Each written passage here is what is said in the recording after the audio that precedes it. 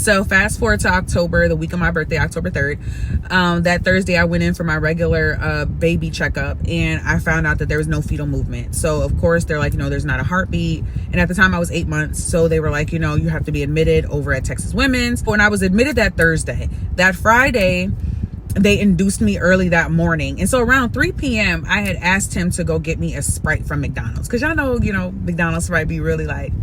And so I was like, go get me a Sprite from McDonald's. He went supposedly to get a Sprite. He said he was going to freshen up. He was going to do all of that and be back in a timely fashion, right? This was at 3 p.m. This man pulls up to the hospital at 11:30 p.m. So I've been there all day crying myself to sleep all day, at least from 3 p.m. to 11, right?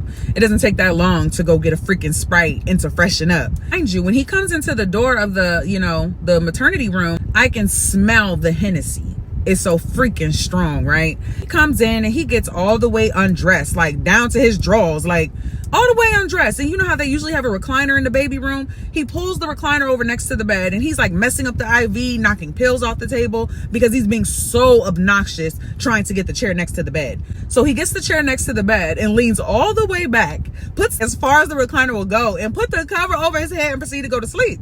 Or he thought. So I literally say, are you fucking kidding me? And he gets up, he's like, man, what? I said, are you drunk?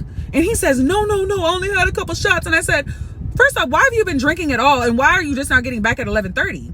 And I said, and put some clothes on. So he's like, oh, I'm sorry. He put on his clothes. And I'm like, so where did you go? Him talking about, oh, I went to my uncle's house. Like, I don't have nobody to talk to. Because mind you, he's beefing with his whole family, red flag. But he don't have no real supports outside of this like 50-year-old drug dealing uncle that he had. So he's like, yeah, like I was over at my uncle's house. He told me to come over. And I said, so your 50-year-old uncle told you to come over instead of you coming home to be with your wife. Swearing up and down he went to his uncle's house and they just had a couple shots. And I said, yeah, go ahead and pour it up for your dead baby. I'm like, so how tragic is it that, you needed your uncle more than I needed you? Like, what a shame. You needed your uncle more than I needed you. In the whole 3 years that we've been together, there has never been a time that I needed you like right now. And for you to fold like that, him to have folded after like I have held him down through 2 stints of joblessness. Because at that point, I'm like, at this point, nigga, like, it's not like you're in between jobs. You're jobless. Like, you can't keep a job.